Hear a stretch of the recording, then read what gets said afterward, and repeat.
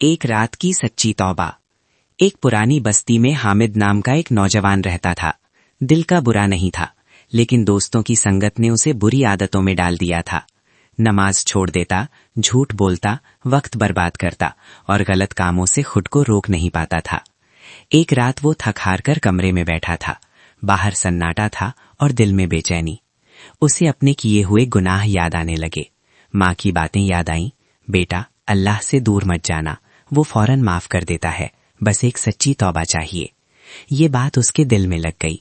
वो खिड़की के पास गया। आसमान में चांद था, लेकिन दिल अंधेरे में था।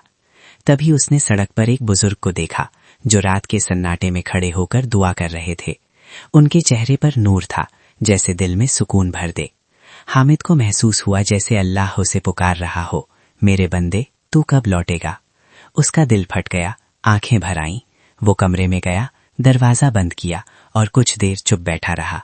फिर अचानक वो टूट कर सजदे में गिर पड़ा और रोते हुए बोला, ऐ अल्लाह, मैं थक गया हूँ, मैं गुनाहगार हूँ, लेकिन तेरे दर से भागकर कहाँ जाऊंगा, मुझे माफ कर दे।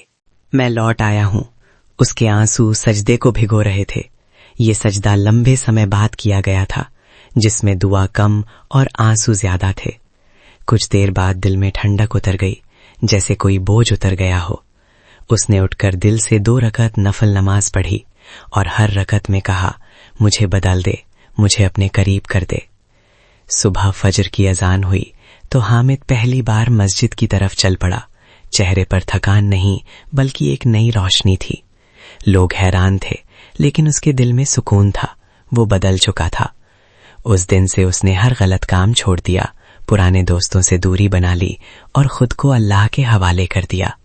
एक सच्ची रात की तौबा ने उसकी पूरी जिंदगी बदल दी। सीख, तौबा की कोई उम्र नहीं होती। गुनाह कितना भी बड़ा हो, लेकिन अल्लाह की रहमत उससे कहीं ज्यादा बड़ी है। जो दिल से रोकर तौबा करता है, अल्लाह उसके गुनाह ऐसे मिटाता है जैसे वो कभी थे ही नहीं। असली सुकून सिर्फ अल्लाह के करीब आने में है।